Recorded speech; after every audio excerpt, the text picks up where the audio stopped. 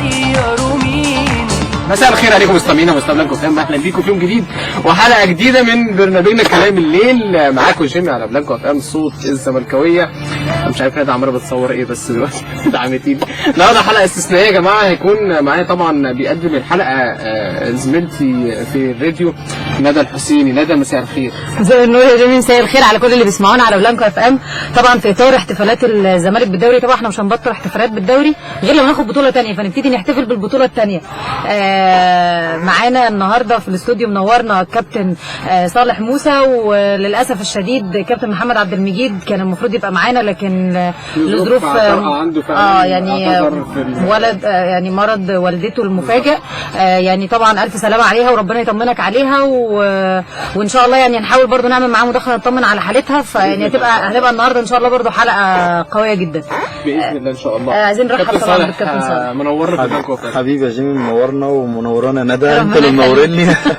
انا صالح صاحب مكان طبعا. ربنا يخليكم، وكل الزملكاويه منورنا، وان شاء الله تبقى حلقه جميله معاكم ان شاء الله. كابتن صالح، اكيد كل الزملكاويه بيسالوا صالح رايح فين، صالح جاي منين، صالح بعد الدموع الغاليه اللي احنا شفناها من صالح موسى في اخر لقاء لنادي الزمالك. وكل عايزك بس تطلع سنه صغيره بالكرسي قدام ان انا شكتني مشكله في السماعه. كل الزملكاويه عاملين بيسالوا صالح موسى فين، صالح موسى جاي، صالح موسى مشي، صالح موسى قايمه، صالح موسى فين؟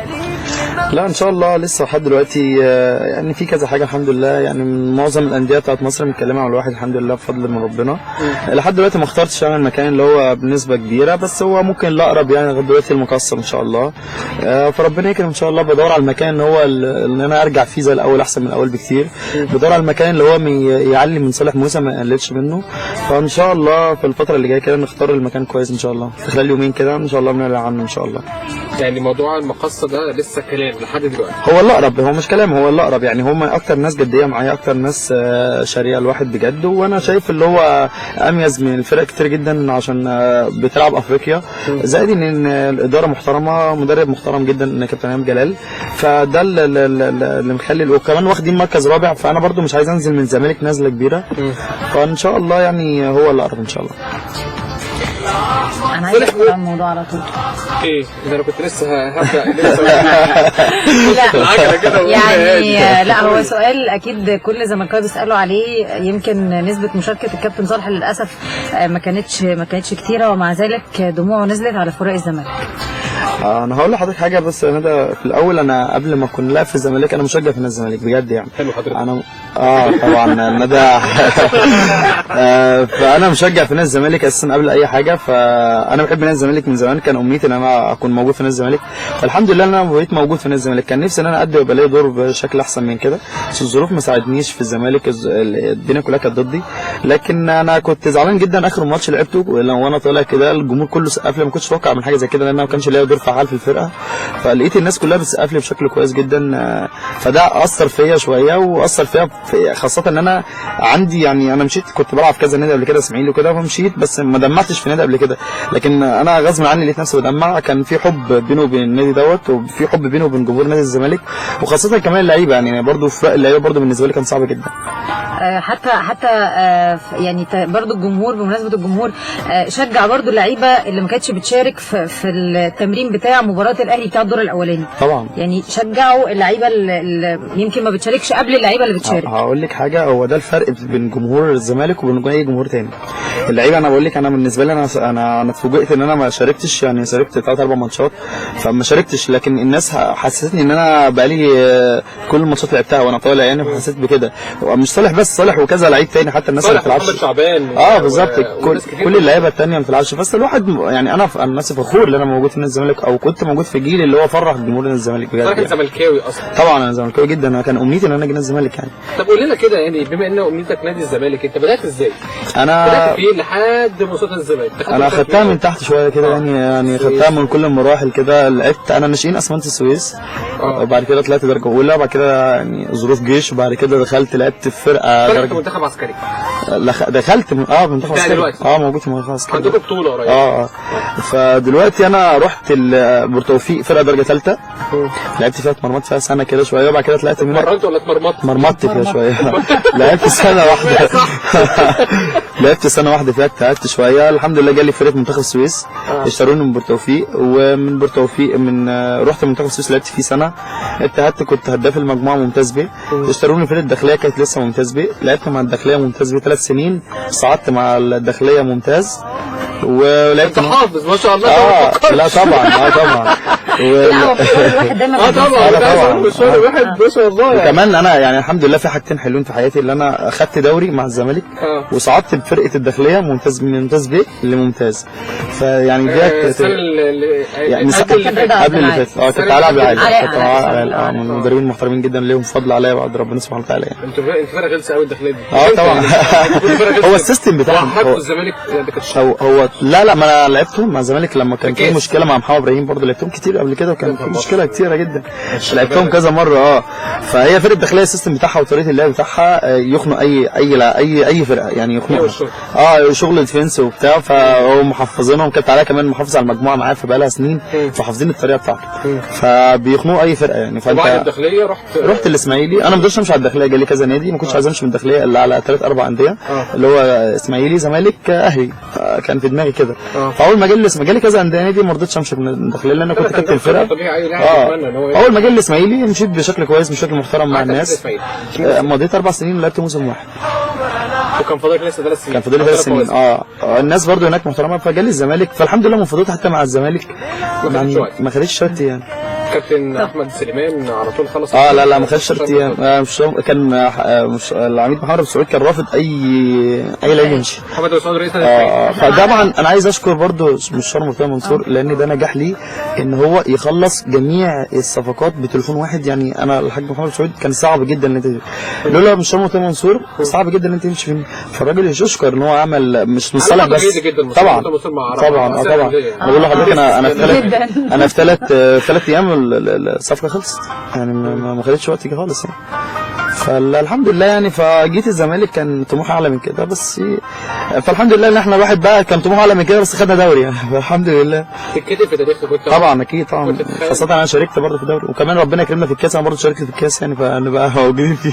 عندي والله سؤال غريب، ليه يعني ما يخلوش القايمه اللي موجوده انها تخلص بعد ماتشات الكاس؟ هي طبعا مستر فيريرا يعني هو مستغرب جدا على فكره، حتى اتكلم معانا قال لنا انا اول مره في حياتي على تاريخ اللي 40 سنه ولا 50 سنه بدرب، اول مره اشوف السيستم دوت، يعني ازاي يعني انا بلعب يعني في بطوله بلعيبه واجي نفس البطوله الثانيه اللعيبه مشاركه معايا الاقي شويه كده ولا يعني اليوم بيلعبوا ضدي اليوم لعبه حاجه غريبه جدا، فهو ليه حق بجد يعني. انا مثلا شاركت في الكاس والمفروض في كاس في ماتش يوم 13 في كاس مصر، المفروض انا العب فرقه ثانيه، مش فاهم بصراحه. تخيل بعد الزمالك قدام الزمالك. ده طبعا سيستم غلط، ده سيستم غلط، مش عارف الفكر فيه ايه صراحه، بس حتى كمان برضو كذلك الامر في كام افريقيه، ففي لعبه الناس الزمالك ماتش الزمالك الماتش اللي فات ما يعني مفيش فيرود الا بس المرسي كان موجود، ثلاث لعيبه ثاني مشوا، 3 فراود اللي هم خالد ابو وعبد الله السيسي. حتى اي لعيب هيبقى موجود، انت كنت بنتكلم قبل كده قبل ما نبدا على كهرباء وكده، حتى اي لعيب هيبقى موجود مش هيخش في الجو على طول، لان كهرباء مع الزمالك وصالح جمعه مع الاهلي الاثنين ما بنوش بالظبط، ما انت لازم تاخد وقت عشان تحفظ اللعيبه، تبقى في انسجام بينك وبين بعض، الكلام ده كله مش سهل جدا. المعسكرات بتتعمل ليه؟ بتتعمل عشان الحاجات دي، الفتره دي بتتعمل ليه؟ بتتعمل عشان الحاجات دي، فحاجه غريبه جدا برضه، الله يكون في عونهم بصراحه يعني. طيب عايز اقول للناس تكلمنا على 010 936 3878. هو في ناس بتكلمنا فعلا. طب يلا ناخد تليفون، الناس داخله سخنه قوي يعني. ماشي. الو. السلام عليكم. عليكم السلام. عايزين اكلمك كابتن صالح موسى. انت على طول الكابتن صالح موسى معاك على الهوا اهو، بسرعه قول له. ازيك يا كابتن صالح؟ ازيك، اخبارك ايه؟ تمام؟ عامل ايه؟ الحمد لله تمام، ربنا يخليك. عايزين نعرف وجهتك الجايه فين؟ والله ربنا يسهل، ما انا قلت كده مع جيمي في اول الحلقه كده، ان شاء الله ربنا يكرم كده، لسه ما اخترتش والله، بس الله يقرب المقصه ان شاء الله. والله يا كابتن يا ريت المقصه لا. اشمعنى كده ليه طيب؟ المقصه عشان اللي يبيع نادي الزمالك احنا نبيعه. لا احنا مالناش علاقه باي حد خالص، انا مش رايح العب، انا مش رايح. وجهه نظري ان احنا ولا المقصه ولا اي نادي في مصر الا غير نادي الاسماعيلي ونادي الزمالك. لا اكيد طبعا، اكيد نادي مصر المقصه ده نستبعده خالص. اكيد طبعا، نادي الزمالك شرف لاي حد، ونادي الاسماعيلي برضه كذلك الامر، فان شاء الله ربنا يكرم ان شاء الله. وربنا يكرمك يا كابتن يا رب، والكابتن محمد عبد المجيد وكده الجاي فين برضه. والله هو مش موجود هو معانا للاسف يعني لظروف طارئه للاسف ما قدرش يجي، بس ان شاء الله يبقى معانا قريب تاني. ماشي كابتن، انا عاوز اسال سؤال بس بخصوص شيكابالا. اتفضل. شيكابالا جاي الزمالك في الرجال. والله لسه الموضوع ما اتحسمش للاسف. لا بس هو الاقرب خلاص، يعني الاقرب 90% رايح الاسماعيلي. والله بصراحه احنا كنا المفروض مشينا جنش وحماده طلبه وجبنا شيكابالا. طبعا يعني انت احتياجاتك ايه في الفريق واصلا وعايز ايه؟ فالمراكز اللي حضرتك قلتها واللعيبه اللي حضرتك قلتها يعني قلت عليها دي اكيد مراكز مختلفه عن شيكابالا طبعا. ماشي، ما احنا شفنا في الزمالك محمد عادل جمعه وشريف علاء، يعني حماده طلبه ملوش مكان في الزمالك السنه الجايه. يعني حماده طلبه اصلا باك يمين او هو اصلا انا في بس عايز ارد عليه في طلبه، يعني طلبه عندنا عمر جابر وعندنا حد امام وعندنا ابراهيم عبد الخالق يجيب في الناحيه اليمين. انا عايز اقول لحضرتك حاجه بس بالنسبه لطلبه، طلبه من احسن الناس السنه دي، اجتهد جدا ولابت جدا، فلازم ياخد حقه بصراحه. يعني احنا كجمهور مش واخدين بالنا من القصه دي بصراحه.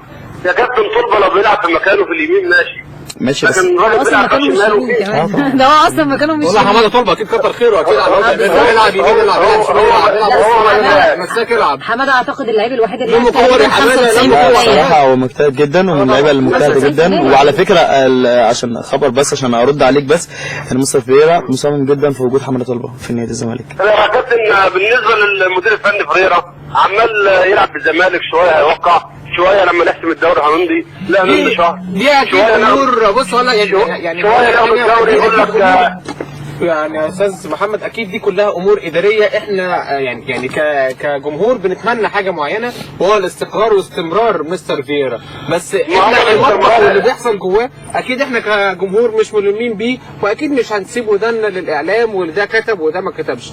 مجلس ماشي، هو الاستمرار مش كل بطوله ناخدها يقول لك لا انا مستنى كونفدراليه، افرض ما خدناش كونفدراليه هيمشي. ما يعني عشان كده انا بقول لك انت ما تسمعش الاعلام ولا الصحافه ولا اي حاجه من الكلام ده كله، لان ممكن يكون مستر فيريرا اصلا ما قالش التصريح ده او ما. انا عايز اقول لك اصلا ان كمان امبارح اتفاجئت بخبر ناس بيقولوا ان فيريرا قعد مع مسؤولي النادي الاهلي وهيوقع بعد المباراه. لا كلام يعني مجرد ان هو تشتيت للناس. يعني انا بشكر حضرتك جدا. انا سمعت سؤال اخير بس، سمعت ان احمد الشناوي دلوقتي في انجلترا.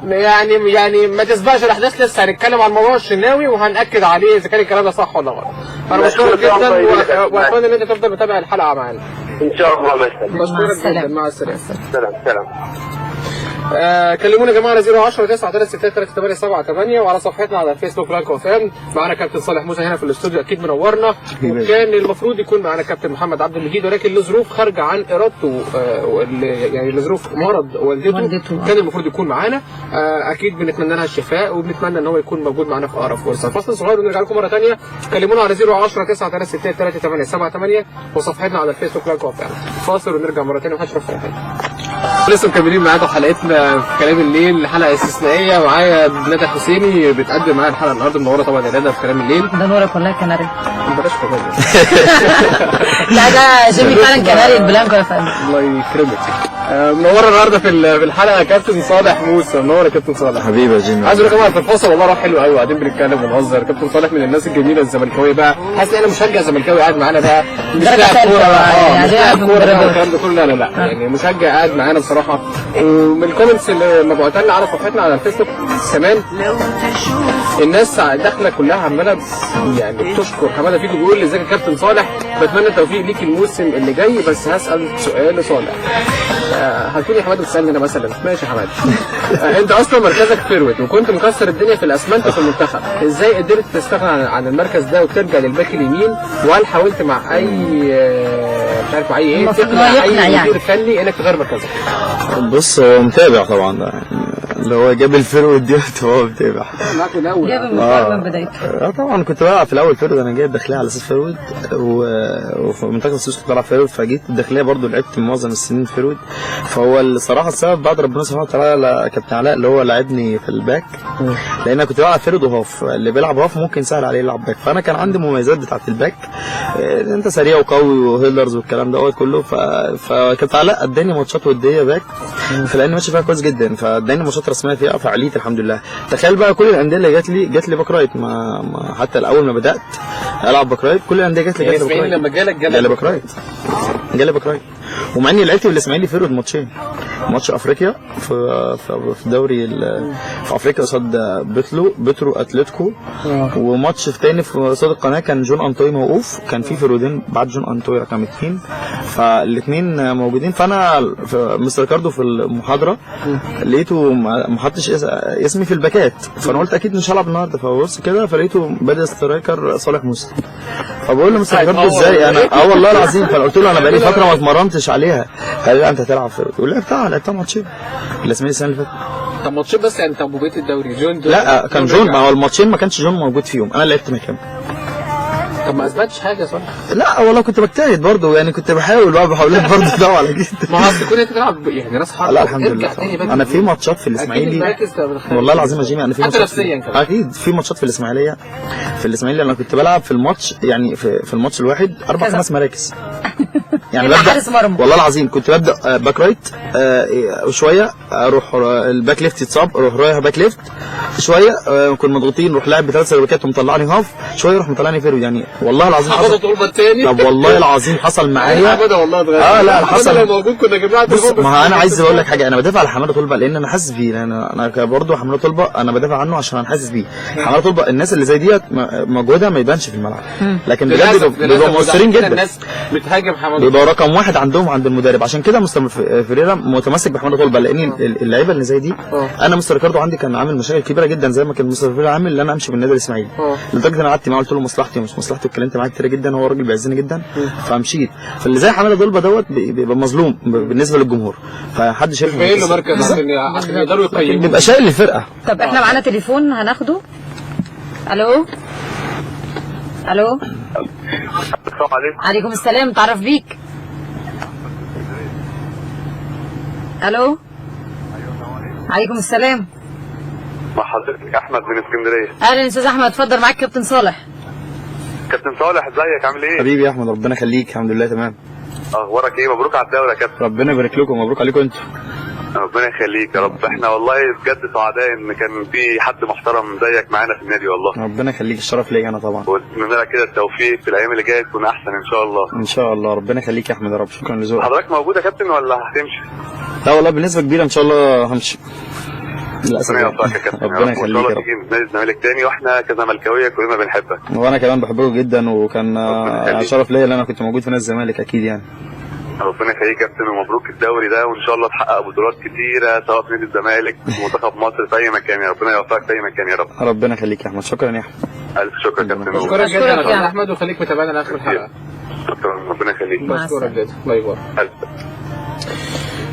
كلمونا على 010 936 وصفحتنا على الفيسبوك بلانك اف ام، ابعتوا لنا بقيه الكومنتس، هنقرا بقيه الكومنتس كده قبل ما نرجع نسال حماده كده شويه اسئله. عبد المجيد راح فين؟ عبد المجيد قلنا عنده ظروف للاسف. علاء حجازي بيقول كابتن صالح هسأله سؤال واحد بس، انت شفت ايه من الزمالك علشان تعمل اللي عملته في ماتش دجله ده؟ هي جمله، حب الزمالك حاجه ثانيه دي بجد. اما نجمنا الصاعد كابتن محمد اقسم بالله وقتك جاي وبكره تعرف، هنحاول نبلغه طبعا الرساله دي. شفت ايه من الزمالك يا صالح؟ شفت كل حاجه، شفت كل حاجه حلوه، شفت جمهور كويس جدا، شفت جمهور حب الناس.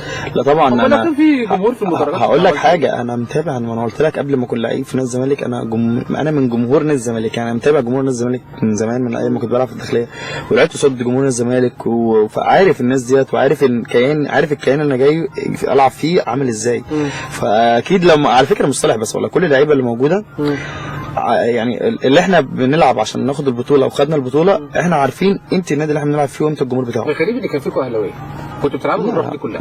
انا مفيش حد اهلاوي جه الزمالك على فكره. لا في الجيل ده؟ لا في الجيل اللي جاي ولا الجيل اللي ده؟ اللي انتوا فيه، اللي انتوا لا معظمهم في الموسم اللي فات ده كله. حتى لو في واحد اهلاوي في المجموعه كلها اتقلب بزملكاوي عشان تكون فاهم يعني. هو يعني فعلا لما واحد يكون اهلاوي ويلعب في اهلي، يعني زملكاوي يلعب في اهلي او اهلاوي يلعب في زمالك، الفانيلا بتختلف وروح مع الناس ولا بيفضل بقى من جواه؟ لا طبعا اهلاوي لا مش عارف اعمل ايه. اقول لك حاجه، في بجد انا لعبت في الزمالك والاسماعيلي، يمكن انا زملكاوي وبحب النادي الاسماعيلي برضه والله العظيم يا جيمي.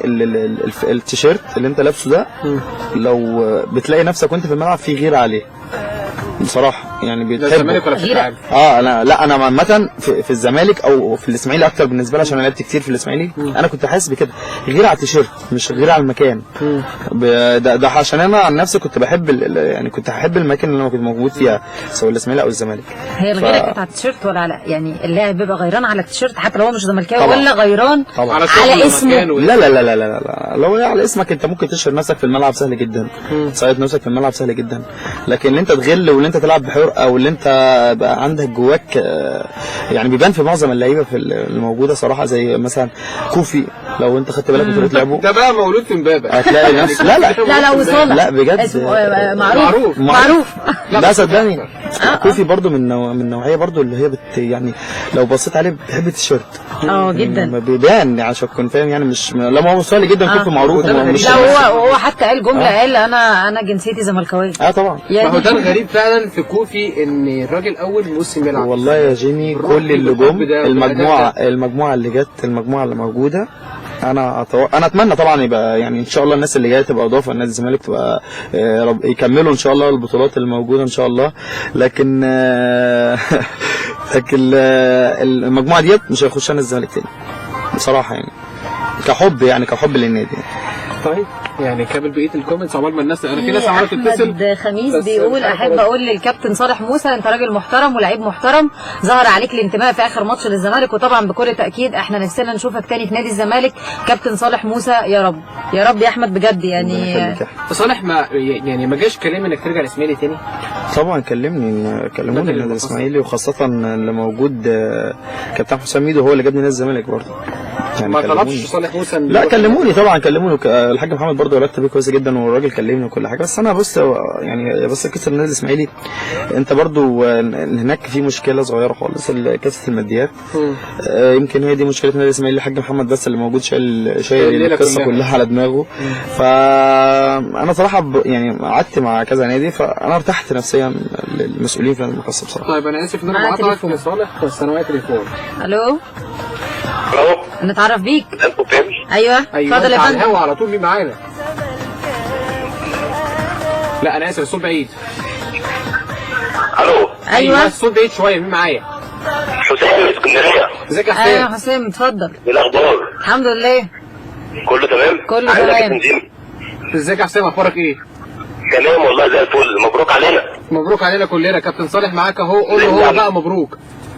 مبروك كابتن صالح حبيبي يا حسام ربنا يخليك ربنا يبارك فيك ربنا يخليك والله نوع كان غالي علينا ربنا يخليك يا رب ربنا يبارك فيك بجد شرفتنا والله. يعني عايز اقول لك يعني مبروك كلكم كنتوا رجاله. ربنا يخليك مبروك عليكم انتوا. ربنا يخليك يا رب. كنت بس عايز اسالك سؤال. اتفضل. هي ايه الروح اللي كانت فيكم السنه دي مختلفه عن من 10 سنين؟ رغم ان احنا برضه كان معانا لعيبه جمال حمزه شيكا، كان معانا لعيبه كويسه. يعني ايه اللي كان جد عليكم السنه دي؟ والله اشمعنى انتوا صح؟ اشمعنى انتوا كان عندكم الروح دي؟ هو السنه دي طبعا معظم اللعيبه زي ما انا قلت لجيمي قبل ما نبدا الحلقه، معظم اللعيبه زملكاويه بامانه بجد يعني. معظم اللعيبه فيها ناس بتحب نادي الزمالك كتير جدا. كل اللعيبه كانت جايه نجوم، كل اللعيبه كان جايه نجوم فرقه، فما كانش حد جاي يدور على النجوميه. كان كله جاي يدور على البطوله نادي الزمالك وفرح نادي الجمهور نادي الزمالك، فده اللي سبب رئيسي. العكس الصراحه. طب يعني نشكر بس حسام عشان نقفل. حسام بشكرك جدا. شكرا. خليك متابع معانا بقيه الحلقه يا حسام. بشكرك جدا. صالح يمكن هسألك يعني المفروض العكس، ان اللعيبه تبقى جايه فعلا تدور على النجوميه، جايين نادي اسمه نادي الزمالك. ما هو عمل حاجه كويسه. ما هو عمل حاجه كويسه يا جيمي، وكل نقى يعني زي ما ندى قالت قبل الحلقه كل نقى كل النجوم اللي في الفرقه. فالنجوم ديت مش محتاجه نجوميه، كل اللي محتاجه بطولات. ونقى اللعيبه اللي جعانه بطولات بصراحه يعني. انا كل اللعيبه جايه ما خدتش بطولات. كل الجيل اللي موجود ما فيش حد فيهم خد بطوله الا احمد عيد. ولو لاحظنا برضه سنه ما فيش الا احمد عيد. ولو لاحظنا كل اللعيبه جايه جعانه بطوله. لو لاحظنا برضه ان حصل نفس الكلام لما جبنا مجموعه الناس عبد الحليم علي وحسام والغندور طلع معاهم معدودين اللي خدوا بطولات. ايوه طبعا. لكن الباقي كله ما حدش خد بطوله. طبعا بالظبط. فهو عمل زي ما انت قلت كده، مش جاب لعيبه مش محتاجه نجوميه، مش محتاجه شهره. لعيبه جانا بطوله بس، محتاجه بطوله بس. والاهم انهم زملكاويه. طبعا والاهم انهم زملكاويه. طيب هناخد التليفون ده حتى الاهلي. طيب هاخد التليفون اقول الو مساء الخير. الو الو ايوه مساء النور. نتعرف بيك. انا محمد من السويس. اهلا يا محمد اتفضل. معاك كابتن صالح على الهوا اتفضل. عاوز امسك على الكابتن صالح بن السويس طبعا قبل ما يكون لعيبه الزمالك، وعايز اقول له يا نجم دموعك غاليه على الزملكاويه، انت ناس يعني تقريبا جمله ناس تمشي وناس تفضل بروحها كسب احترامي اتفصلت على الكابتن صالح موسى وبرضه الكابتن محمد شعبان، كل اللعيبه الرجاله اللي ادت لنادي الزمالك بس ما كانش في نصيب ان هم يكملوا. احنا عارفين ان هم لعيبه كبيره جدا جدا جدا ولاعيبه امكانياتها عاليه جدا ولاعيبه بصراحه عشقها للكيان ده حاجه تاني والله، يعني فوق راس جماهير الزمالك. انتوا عمركم ما تتنسوا اللي دموعه نزلت عشان النادي ده، يعني لازم يشيلوا فوق دماغنا، ويعني ما ينفعش يتنسي. لعيب كبير كابتن صالح وبالتوفيق باذن الله في مسيرته الجايه، لانه لعيب تقيل جدا وهيرجع باذن الله احسن من الاول، واحنا واثقين من ده، واحنا معاك في اي مكان وفي اي حته ونشجعك يا دولي. وعايز برضه اسلم على محمد عبد المجيد مهاجم مصر الجاي باذن الله، ستايل لعيب كبير جدا بسم الله ما شاء الله عليه. ان شاء الله باذن الله هيبقى امل نادي الزمالك، وباذن الله مستنيينه، يعني ولاد الزمالك بنحط عليهم امل كبير، ويعني هو باذن الله ستايل لعيب كبير جدا وربنا معاه باذن الله، ومع الكابتن صالح موسى في وجهته الجايه، وبنحبه يعني بنحبهم هم الاثنين، بنحب كل رجاله الزمالك اللي قدروا معانا تيشيرت الزمالك، ويعني الحمد لله يعني عايز اهنيه على البطوله، وعايز اقول له يا كابتن يعني ان شاء الله الجايات احسن، وباذن الله دولي، وباذن الله تخش منتخب مصر، وباذن الله لعيبه الزمالك احنا معاها في اي مكان. حبيبي طبعا محمد، انا بشكرك على الكلام الجميل ده يا ابن بلدي طبعا. فبشكرك وربنا يخليك، وانتوا بجد شرف لاي حد، اي حد زملكاوي بجد انا بعشقه، وانتوا شرف لاي حد، وان شاء الله ربنا يزيد الزمالك بطولات في الفتره اللي جايه، بتمنى له التوفيق. الناس الزمالك سواء صالح موجود او غيره موجود، فربنا يكرمكم ان شاء الله، ويكرم الناس الزمالك ان شاء الله الفتره اللي جايه، ونقدر نفرحكم سواء انا موجود جوه الكيان او بره الكيان ان شاء الله. انت جزء من الكيان يا كابتن والله، وانت حفرت اسمك في قلوبنا والله العظيم، ومش مجامله والله العظيم. انت يعني اللي يبكي عشان نادي الزمالك ده حاجه كبيره جدا والله يا كابتن، وانت عارف ان جمهور الزمالك ده من اوفى الجماهير، فيعني مش بقول لك مجامله، انت فعلا لو مشيت في الشارع هتلاقي الناس كلها بتتكلم مع حفظ الالقاب عن بكاء يعني صالح موسى. شكرا يا صالح، شكرا لكل راجل لعب في نادي الزمالك وعرف قيمه تيشيرت نادي الزمالك، وربنا معاك يا نجم. ربنا يخليك يا محمد، شكرا. بشكرك جدا يا محمد على تليفونك ده والله، شكرا جدا. انت اثرت فينا جدا محمد، خلاه عيط تاني والله العظيم ده شكرا يا محمد، شكرا لكم كلكم. طيب احنا معانا كابتن محمد عبد المجيد على الهوا. كابتن محمد مساء الخير. انا لحظه بس يا جيم، انا ما بكلموش. طب احنا نصالحكم. طيب ايوه قبل كلام انا ما بكلموش. كابتن محمد مساء الخير. موجود معاكم طبعا كابتن محمد. الو. يعني من احسن الشخصيات الموجوده في مصر. برضه مش هكلمك. وحشنا لا والله. حبيبي يا جيده حبيبي، بس كنت مستنيك يا اخي. يعني ازاي يعني ينفع ما تجيش؟ هرب. وحشنا والله، بقالي 4 ايام ما شفتكش والله. هموت. هتعمل ايه طب الفتره الجايه طيب؟ طب يا كابتن محمد، احنا يعني عايزين الاول طبعا يعني نطمن على صحه والدتك. يعني هي دلوقتي عامله ايه؟ صحتها اخبارها ايه دلوقتي؟ والله تمام الحمد لله، والله هو ده السبب الرئيسي اللي ما كنتش بحضر مع كابتن صالح. هو عارف يعني. ما انا عارف طبعا. انا هموت واجي معاه، بس الوالده يعني تعبت شويه كده والحمد لله بقت احسن دلوقتي. يا كابتن محمد ازيك؟ انا تمام الحمد لله يا جيم والله كويس. اخبارك ايه؟ تمام يا حبيبي الحمد لله. الف سلامه طبعا على والدتك، ويا رب تقوم بالسلامه يا رب ان شاء الله، وتطمن عليها، وربنا يخليها لك ويديها الصحه كده يا رب ان شاء الله. ربنا يخليك يا جيم، ربنا يخليك. اكيد متعوضه انك هتكون اكيد برضو معانا. انت من ضمن الرجاله اللي خدوا دوري السنه دي، ومن ضمن يعني انت بص لعبت لدقايق معدوده طول الموسم ده كله، بس سبت بصمه عند جمهور نادي الزمالك. واديك لو انت كنت او لو انت بتسمعنا مش عارف او لا، التليفون اللي قبل ده بالظبط جالك يعني والكومنتس كمان اللي مكتوبه والتعليقات كمان والتليفونات بتقول ان انت نجم جاي ان شاء الله. عندك مستقبل جاي باذن الله ان شاء الله، هيكون مستقبل واعد جدا جدا جدا، سواء كنت مع نادي الزمالك او غير نادي الزمالك. الناس كلها بتحملك امانه ان انت تحافظ على مستواك، ان انت تفضل بتتمرن كويس، مركز ان انت توصل لهدف معين، ما تلفش يمين وشمال، ما تبصش لاي اغراءات تانية موجوده، ما تبصش للاعلام، ما تبصش لصحافه، ما تبصش مين قال ومين عاد. قدامك هدف واحد بس، الناس كلها بتطالبك بيك، يعني بما انك ابن نادي الزمالك مظبوط، فاكيد كل جمهور نادي الزمالك يعني طبعا بيتمنى لك الخير. انت لعبت الدقايق معدوده بس سبت بصمه كبيره قوي. هو انا بس حابب اعلق على حته الدقايق المعدوده دي. يعني اي لاعب في مصر يتمنى ان هو يتمرن بس في نادي الزمالك. احنا من الناشئين، يعني انا اعتبر ابن النادي من زمان، بقى 13 سنه موجود في نادي الزمالك. ما تشغلنيش العب ما العبش. المشكله اللي انا ممكن ازعل منها بسبب ان احنا ما نجيبش بطوله نفرح بيها الجمهور، لان كلنا شغالين لمصلحه النادي. بس في الاول وفي الاخر شغالين لمصلحه النادي. انا لعبت، زمايلي لعبوا، المهم ان احنا نأدي الواجب. يعني كله في اخر ده اللي كنت بكلمك فيه يا جيمي، بيقدم المسؤوليه اللي عليه عشان خاطر يرضي الناس ونخاطر نفرح جمهور الزمالك بس مش اكتر. وعشان خاطركم برضو انتوا كمان، عشان تبقوا نجوم، وعشان منتخب مصر، وعشان تبقوا اساميكم كلها فوق. كلنا شفنا محمد صلاح الله اكبر عليه فين وبيعمل ايه، وازاي صحافه العالم كله بتتكلم عليه دلوقتي، واكبر انديه العالم كلها بتجري وراه. احنا كمان عايزين نشوفكم انتوا كده برضو، وخاصه انتوا ولاد نادي الزمالك، انت وخليفه وعمر ومحمد ابراهيم والناس كلها ان شاء الله براني كمان وشيكا وأوباما ومصطفى فتحي وكل ولاد النادي على الهوا كده يا محمد. يعني هتجيلنا امتى؟ انا تحت امر حضرتك في اي وقت والله. بس معلش تعذريني بقى انت وجيم العظيم النهارده، والله كانت تعبانه ومعلش. لا الف سلامه. بس يعني وعد على الهوا انت هتجيلنا. هو انت فين يا محمد؟ طبعا انا في مطروح. انت في مطروح؟ والله. طب هتروح فين؟ غششنا ايه؟ غششنا. لا لسه اقول انا طيب ولا اسكت؟ اسماعيليه مفيش تجمع. انا هجيبه لك يا جيمي. اقول انا ولا اسكت؟ جيمي انت ايه الاخبار دي يا ابني؟ طب يا جيده اقول انا ولا اسكت؟ لا والنبي والله خلاص.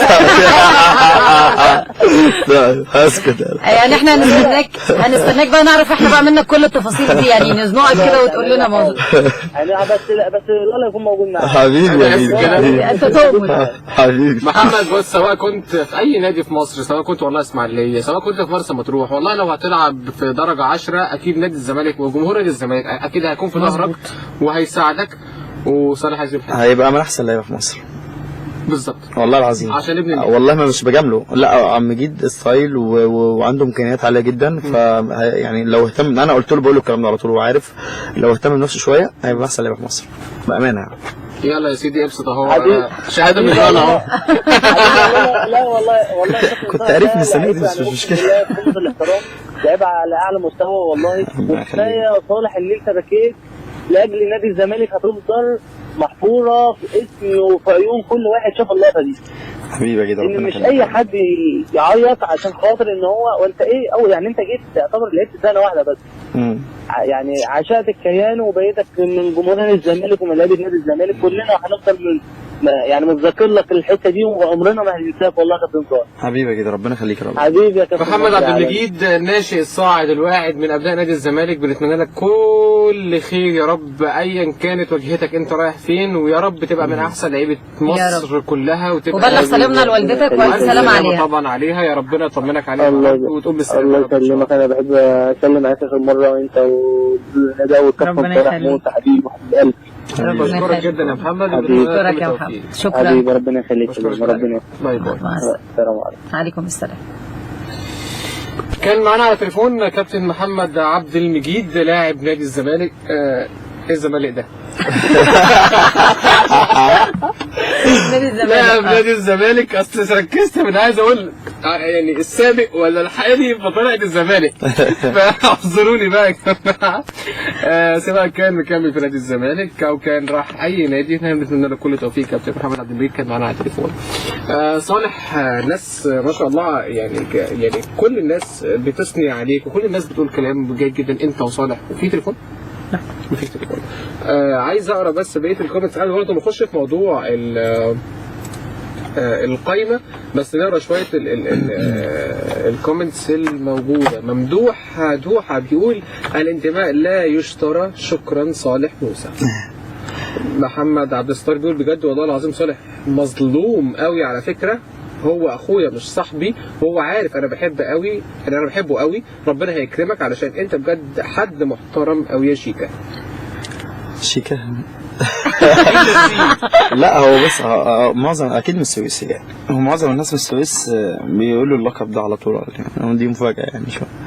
حماده فيجو بيقول لك لو سؤال محرج بقى، بيقول لو جالك دلوقتي عرض من منتخب السويس في الظروف الحاليه هتوافق وتيجي يا كوتش؟ اكيد طبعا منتخب السويس ده نادي بلدي، واتمنى ان لو هيبقى موجود في الدوري الممتاز اكيد يعني.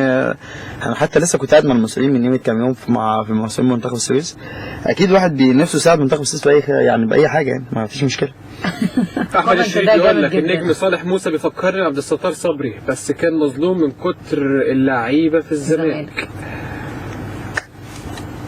كفايه خبط على ايديدي. هطلع لفاصل وارجع نتكلم في موضوع القايمه، لان في ايه تليفون؟ لا طيب اصل اللي روشتيني. صالح تسمع ايه؟ عايز تسمع اغنيه ايه؟ لا الاغنيه بس بتاعت غاندي، عشان غاندي دوت برضه عشان كنت فاهم الاغنيه اللي اتعملت ديت. انا هو احمد المرغني انا اللي غاندي عليها يعملها، وكان عاملها اهداء ليا انا في الاول. وهو المرغني عشان كده متكي فيها على صالح موسى. بالظبط، انتوا مش واخدين بالكم يعني. قايلها 3 مرات، اللعيبه مرتين هو قايلها. يعني فطبعا انا بشكره غاندي صاحبي وحبيبي واخويا، فاتمنى ان يعني ده عمل حاجه كويسه جدا. مع ان غاندي اهلاوي بس عمل حاجه كويسه جدا للزمالك، فطبعا بشكره. ومن احسن اغاني طلعت كويسه جدا، والحمد لله واخده. كان عندي فرح اختي من قيمه كام يوم، جالي هو يعني خدت جمهور جامد قوي، فبشكره يعني. يلا نطلع نسمعها.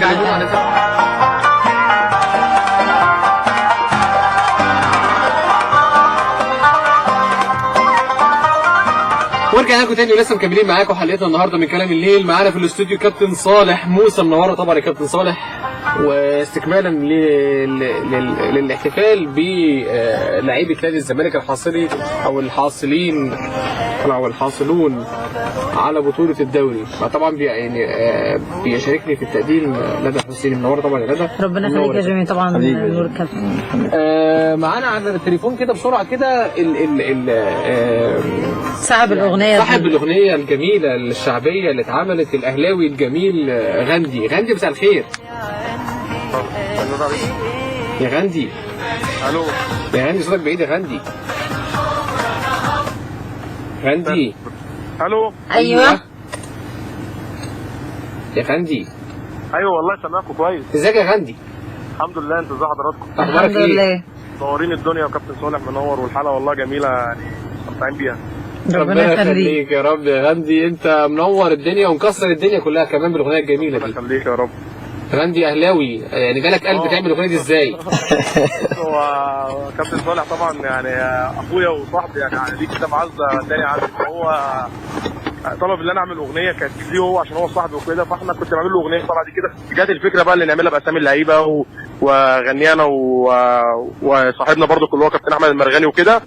فعملتها وتوكلت على الله. انا كنت خايف بصراحه من رد فعل الناس، بس الناس تعاطفت معايا يعني، ما عرفوا اللي ايه. طبعا لازم عندنا روح رياضيه وكده. من رد فعل والله بالظبط يا غاندي. اهلاويه ولا زملكاويه؟ لا اهلاويه طبعا. جمهور الاهلي طبعا، انا جمهور وناس بتتابعني عندي، يعني ليا جمهور متابعني، فكله زعل مني في الاول وكان كومنتات غريبه بقى وحاجات غريبه. بس في الاول بعد كده انا بقى ايه شرحت لهم الموقف، فكله بقى اللي هو خلاص يعني عرفوا ان انا عندي روح رياضيه والكلام ده وكده، بس مش متعصب وكده. والله الاغنيه نزلت كسرت الدنيا، ده اللي ما كانش متوقع بقى يعني، اللي اشتغلت بالظبط.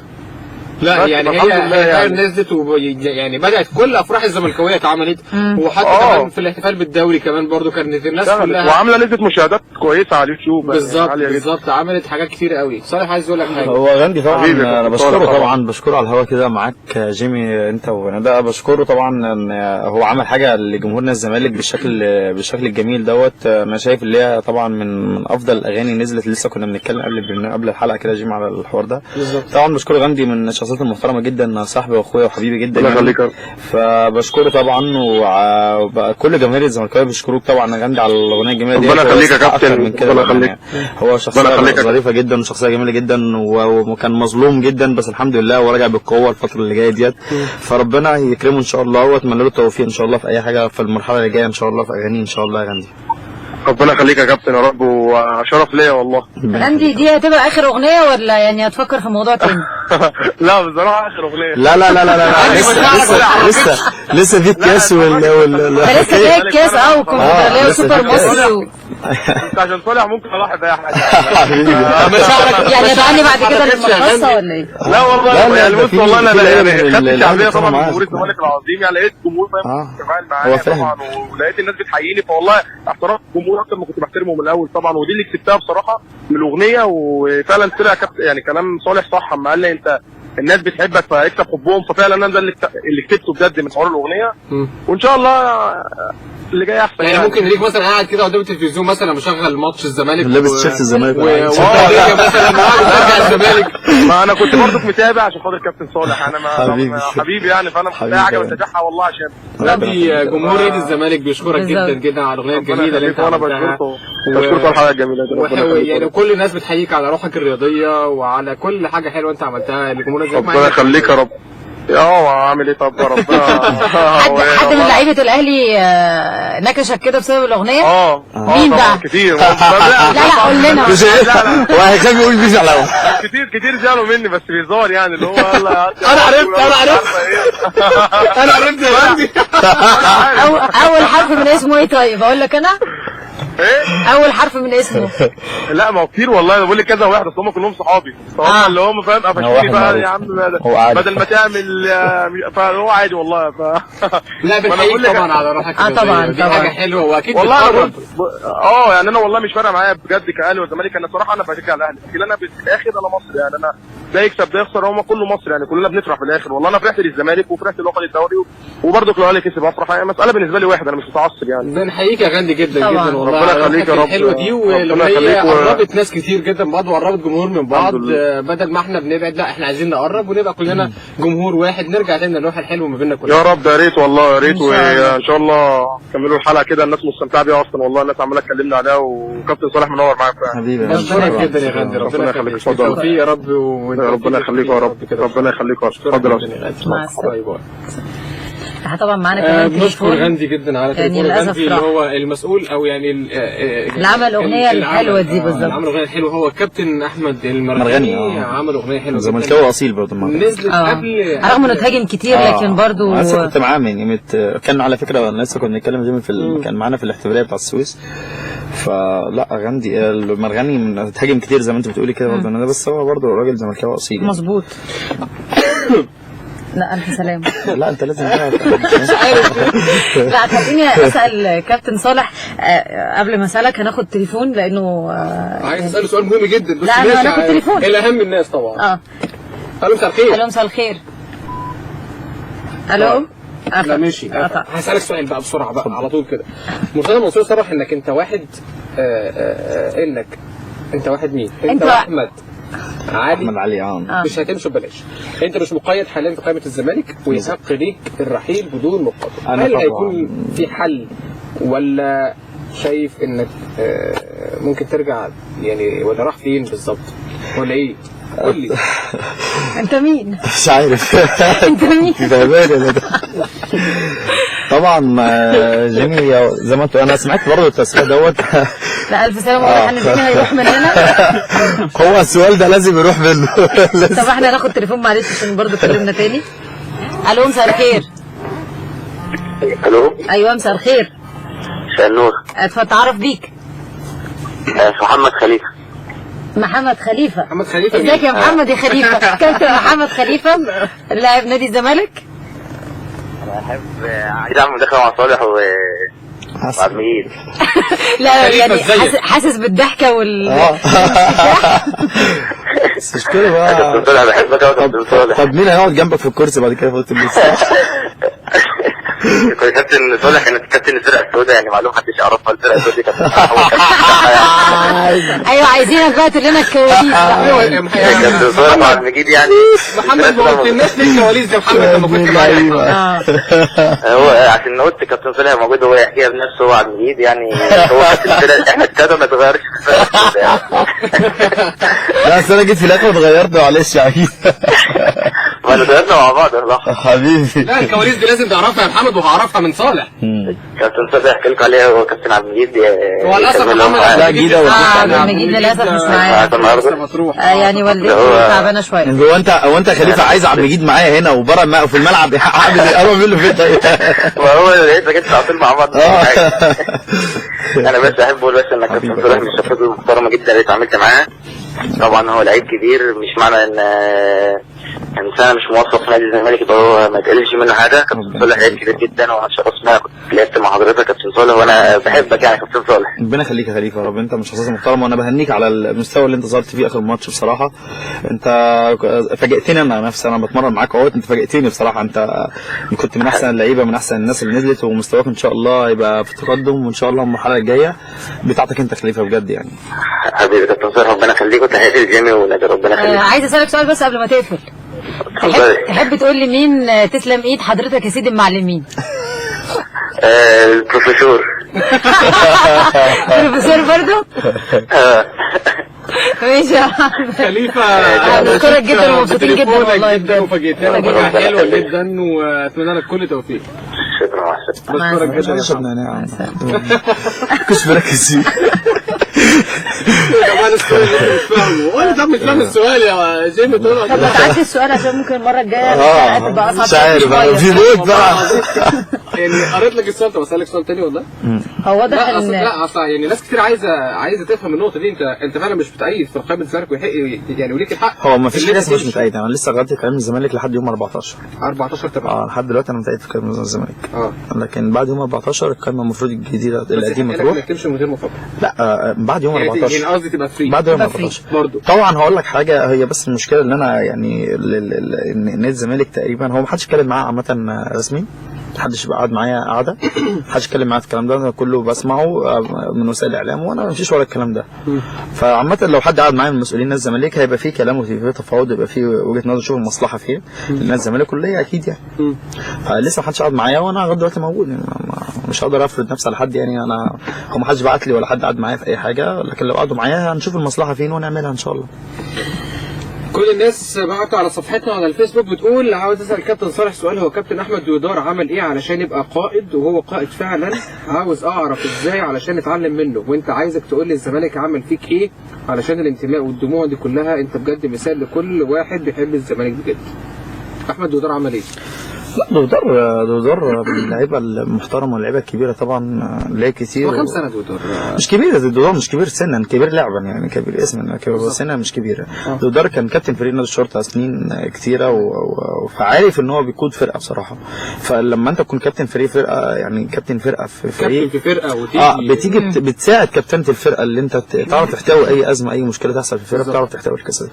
فدويدار كان ليه دور فعال في القصه ديت، خاصه برضه ان هو لما قعد يتعامل مع الموضوع بحرفانيه شديده جدا، فطلعنا عليه اللي هو يعني هو فعلا قائد يعني هو فعلا قائد يعني، فبيعرف يتعامل بالامور بشكل كويس، بلسانه كويس، ما عندوش اللي هو عصبيه، وما عندوش حته اللي هي يعني يغلط والكلام ده. دويدار من الناس المحترمه جدا يعني. رايك مين احسن لاعب في مصر؟ لا ما اقدرش. طبعا سؤال جاي لك من مين؟ هدى بدرو. كل لعيبه الزمالك احسن لاعب في مصر. لا بجد بس اكيد. لا ما اقدرش اتكلم. لا اقول لحضرتك حاجه، لا انا مش هقدر اتكلم يعني في الاهلي مثلا رمضان صبحي، طبعا في لعيبه كتير جدا جدا كويسه في مصر، بس السنه دي يعني في كتير قوي كان نجوم يعني، مش وفي اكتر من مركز كمان، هي مشكله كمان انه في اكتر من مركز. لكن انا ما اقدرش اقول ايه دبلوماسي. لا والله مش دبلوماسي، لكن انا ما اقدرش اقول حد. انا قلت لك في كذا لعيب في نادي الزمالك وبره نادي الزمالك كويسين، مش هقدر اسمي برضه اسماء. محمد خليفه. طب احنا معانا تليفون برضه. طيب ماشي ناخد التليفون. الو مساء الخير. الو. عليكم السلام. لو سمحت انا عايز اشترك معاك في البرنامج. حضرتك على الهوا، نتعرف بيك. احمد. احمد منين يا احمد؟ من الشرقية. اهلا يا احمد واهلا بكل اهل الشرقية، معاك كابتن صالح. اهلا بيك. انا عايز الاول اسلم على كابتن صالح واسلم عليكم وابارك لكم على الدوري، ربنا يخليك، واقول مبروك لكل الزملكاويه، وان شاء الله كده السنه تكمل بكاس مصر والكونفدراليه والسوبر المصري والسوبر الافريقي ان شاء الله. هو ده الكلام يا رب. وعايز اقول للكابتن صالح انت فعلا ما لعبتش كتير معانا في الدوري السنه دي، بس انت سبت بصمه في قلوب كل الزملكاويه، وجمهور الزمالك عمره ما بينسى اللي بكى عشان سلامه الزمالك. بالظبط كده. ربنا يخليك. انت ومحمد شعبان ورضا العزب وكل الناس كلكم زيكم زي ايمن حسني وزي كل واحد في الفرقه ادى، كل فرد في الفرقه شارك في الفوز بالدوري ورجع الدوري تاني لجماهير الزمالك، وعمرنا ما هننسى الكابتن صالح موسى ابدا. وعايز اقول لجيمي انا معايا واحد صاحبك عايز يكلمك. مين طيب قول لي.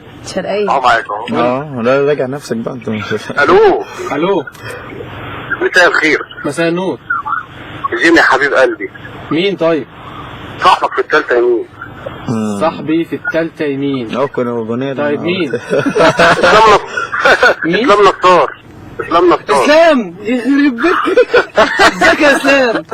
حبيب قلبي. يا وحشني جدا جدا جدا. ازيك يا حبيبي؟ يعني احنا مش عارفين نتكلم بره الهوا يا راجل مكلمني في الراديو.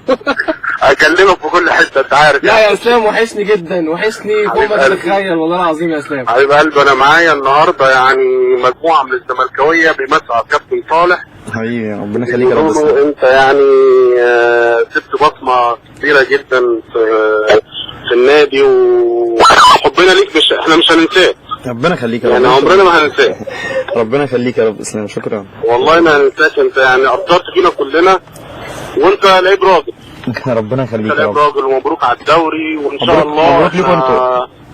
لا مبروك ليك انت كنت واحد من اكيد طبعا. احنا بنلعب عشان خاطركم برضه وخاطر الكيان برضه مش لينا احنا بس يعني. وانت ان شاء الله رايح سموحه صح؟ لا والله لسه. لا لسه يا اسلام مفيش سموحه. سموحه هناك صعبه شويه. اشمعنى ولا سموحه؟ طالما صالح ضحك كده دي سموحه. لا يبقى الكلام ده منين يا اسلام؟ مين اللي قال لك كده؟ نعم يا باشا. جبت الكلام ده منين؟ يا باشا صالح صاحبي اصلا. حبيبي يا اسلام. حبيبي اسلام. معاك برضو كابتن حسن هنا مشجع زملكاوي قوي قوي قوي قوي. اسلام بس انا لازم اكلمك يا اسلام. كلمني بعد الهوا. حاضر هكلمك على الفيس يا حبيبي. ماشي يا حبيبي. ماشي. بنشكرك جدا. الو. ايوه كابتن حسن ازيك؟ الله يخليك. ازيك يا كابتن صالح؟ اهلا وسهلا. ازيك يا حسن عامل ايه؟ اخبارك ايه؟ احنا بنبارك لك الاول على الدوري وبنقول لك ما تزعلش خالص. انت طلعت من الزمالك او فضلت فاحنا هنفضل فاكرينك يعني. ربنا يخليك طبعا. ربنا يخليك يا كابتن. ربنا يخليك يا رب. تسلم. ربنا يخليك يا رب. يعني كلكم بصراحه السنه دي اللي شارك واللي كان بره واللي ما لعبش خالص كلكم كان لكم دور في الفرقه يعني. يكفي ان ما حدش فيكم فكر يعمل مشكله في اي يوم انه ما بيلعبش. كلكم جايين نجوم من انديتكم فاحنا مش هننسى الكلام ده خالص. لا ربنا يخليك يا رب. ده وربنا يوفقك يا رب في اي مكان تروحوا ونتمنى لك الخير. وانتوا كنتوا وش السعد على الزمالك السنه دي يعني. المجموعه اللي كانت بتلعب السنه دي سواء اللي هيستمروا او اللي مشوا كلكم كنتوا كويسين يعني. ربنا يخليك يا رب. وان شاء الله المزيد من البطولات اللي الزمالك الفتره الجايه ان شاء الله. بنشكرك جدا يا استاذ حسن واتمنى ان انتوا كلكم تبقوا قاعدين. مين؟ اسلام معاك يا اسلام. اتفضل يا اسلام. حبيبي يا جيمي. بشكرك جدا يا اسلام ومسير على كل الناس. مبروك علينا الدوري ومبروك علينا الدوري يا جماعه والف مبروك. بشكرك جدا يا اسلام ومبسوط ان انا سمعت تليفونك ومسير على كل الناس اللي قاعدين معايا. يا جماعه الزمالكاويه ربنا يخليك يا حبيبي. ربنا يخليك. بشكرك جدا يا اسلام. السلام عليكم. السلام عليكم. عليكم السلام. بجد انا اول مره اشوف يعني كميه احنا زملكاويه كتير قوي. انا هسألك بقى في الحته دي. لا هم كانوا موجودين بس كانوا موجودين يمكن من كتر الصراعات ان هم بيدافعوا عن الزمالك فيعني كانوا همدانين شويه. فعلا صح. يعني انا شخصيا مثلا عندي علم الزمالك طول الوقت فوق البيت يعني. انا دلوقتي بقيت امشي في الشارع بلاقي العلامه العربيه وحتى عند عربيتك يا جيمي برضه. الاول ما كانش في الكلام ده. لا ده انا عايز اقول لك ان انا يعني بعد ماتش الاهلي اللي فات ده يعني كنت بتفرج على الماتش ده في اسكندريه. العربيه الثانيه لسه بعد ماتش الاهلي اللوجو ده اتشال. يعني هم شالوا لي حرف الكي وبعدها بيوم كنت في الساحل فالبتاع كله اتشال. يعني عايز اقول لك ان كميه الحقد حتى هم كسبانين. دلوقتي انا بلاقي الناس يعني في موقف كان حلو قوي. كان من كام يوم الجمعه كان في حفله في ساقية الصاوي واحنا واقفين اتفاجئنا بناس شباب راحوا مطلعين التيشيرتات والاغنيه عاديه يعني اغنيه وفجاه وبتاع عارف بقى اللي هو ايه اخترقت نص بقى الشباب وبتاع. والله العظيم ازيك عامل ايه على فكره الفرحه مش لا بقول له ممكن ناخد صوره، يعني ممكن اصوركم. فقال لي انت قلت له بلانكو يا فندم زملكاويه. عارف تحس ان انت بتتكلم عربي وروح تقول اجنبيه مش عارف تتكلم وعايز اقول لك كمان ان معظم الزملكاويه يا صالح بيعرفوا بعض. اكيد طبعا. والله العظيم طبعا. انتوا لو انتوا اصلا ماشي في الشارع ما تعرفوش تحس ان ده زملكاوي، ولما تيجي تتكلم معاه في رقي. انا اطرف موقف النهارده. انا جايه في الطريق كنت مسافره وراجعه وواحد راكب ورايا اهلاوي تمام، هو بس لمح على الموبايل من ورا البيج، بعدين قاعد يقول لك والاهلي، والمشكله انه بيغلط في اسماء لعيبه الاهلي اصلا. واللي هو بقى عمال يتكلم في الاخر بصيت له كده قلت له بقول لك ايه؟ قال لي نعم. قلت له ما تهدى على نفسك كده بقى وبطل جهل. يعني هو مين مؤمن ايه؟ مؤمن سعيد. قلت له مين مؤمن سعيد؟ هو يا عبد الله السعيد يا مؤمن زكريا. ومش عارفه المدرب اللي هو اللي كان موجود ومشوه ده اسمه ريكاردو باين ولا ما اعرفش اسمه سيلفستر. سيلفستر ده في حته ثانيه خالص. طب صالح تعالى بقى نرجع تاني كده لموضوع الملعب تاني والمدربين اللي انت لعبت. انا لعبت في الاسماعيلي، بس الانديه الاسماعيلي والزمالك بتتمرن مع مدربين كتير جدا في الموسم. يعني ده على مستوى مسيرتك. طبعا هنتكلم طبعا على مستوى مسيرتك، بس حصل نادي الزمالك اتمرنت مع 4 مدربين مع كابتن. جيت في اخر اسبوعين لكابتن حسام ميدو. لا ميدو جيت في اخر اسبوعين، وبعد كده كابتن حسام حسن، وبعد كده باتشيكو، وبعد كده كابتن محمد صلاح، وبعد كده 5 مدربين في الزمالك.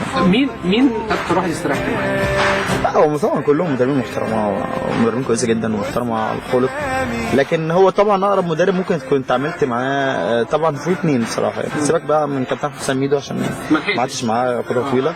هو كابتن حسام حسن طبعا مدرب محترم جدا، مدرب كبير جدا، وكابتن محمد صلاح يعني كمصريين يعني حاولت اتعامل معاهم بشكل كويس عشان عارفينك انتوا عارفين مستقبلك سواء انت بتلعب او ما بتلعبش. فدول اللي انا اتعاملت معاهم. اكتر واحد استفدت منه؟ بص هقول لك حاجه، انا استفدت طبعا من اجانب حاجات كتيره جدا، يعني خواجات استفدت منهم سواء مستر بارتشوكا او فريرا. استفدت منهم طبعا الاحترافيه في اللعب سواء انت تلعب او ما تلعبش. لكن لو مدرب مصري ازاي انا ما بلعبش وبتعمل القصص دي، لكن الخواجات انا اتعلمت منهم حاجات كتير جدا. بيعرفوا يتعاملوا مع اللعيبه، بيعرفوا يتعاملوا مع اسلوب اللعيبه، بيعرفوا يوصلوا لك الاحتراف ازاي. فانا اتعلمت منهم النقطه دي جامد، يعني خلتني عندي صبر، وعندي حتى لو انا رحت اي مكان تاني وتعرضت ان انا مثلا العب او ما العبش لازم عندي يعني فكر واحتراف اللي انا اعرف اتعامل ازاي في القصه دي. مستر فيريرا بشكل عام راجل، انت لسه قايل قبل ما نطلع تقريبا انت 50 سنه كتدريب تقريبا او طبعا حاجه كده كبيره كده. تاريخ طبعا. الراجل بيمرن ازاي؟ يعني عقليته عامله ازاي؟ بيحتويكوا انتوا يعني يمكن بالاخص يا صالح كنت معظم اللقاءات بره القايمه، انت وصالح العزب، انت رضا العزب في كتير قوي كان يعني برضه كان دودار مثلا دايما كان اسمك مقترن برضه مع رضا العزب. مش عارف ليه حتى في الاغاني حاطين اسم رضا العزب. والله رضا العزب وصالح موسى الاثنين مع بعض. مش فاهم ليه كذا اغنيه. هو اقول لك ليه هو رضا العزب ممكن يكون دماغه غير دماغ مختلفه شويه. يعني رضا العزب ممكن يكون قاعد في بيتهم شويه فتره، لكن يمكن هو زي ما تقول الاسم اختلط لسه. والله هو لسه كان بيكلمني امبارح فلسه برضه ما حددش موقف. فرضا العزب المشكله عشان احنا بنلعب في مكان واحد ممكن فخلطوا اسمائنا باسماء بعض. لكن انا اتعلمت من مستر فيريرا. الراجل طبعا زي ما انت قلت كده يعني عنده خبرات كتيره وعنده بطولات كتيره، فطبعا بعدين ده معلم ناس، يعني معلم مدربين كبار جدا بالظبط. وفاركاو حتى كمان من اللعيبه، يعني هو اللي عمل فاركاو كمان. فهو راجل بيتعامل باحتراف مع كل لعيب. انت هتغلط بتاخد عقابك، بتلعبش بيتعامل معاك باسلوب كويس جدا، باسلوب احترافي جدا. وبعدين هو معاه ناس برضه بيعرفوا يكلموا الدنيا كلها، بيلموا اللعيبه كلها. فلكن كنت شغله في الملعب مش هتكلم عليه شغله في الملعب لان هو شغله عالي جدا في الملعب. فاكيد لازم واحد كده لازم تتعلم منه، عنده فكر كتير جدا يعني في حد كمل الاداره يعني بيخش معاه في الفنيات يقول له حط مين بحط. لا لا لا لا لا لا لا مفيش الكلام ده. هو شخصيته قويه. محمد صلاح مفيش الكلام ده.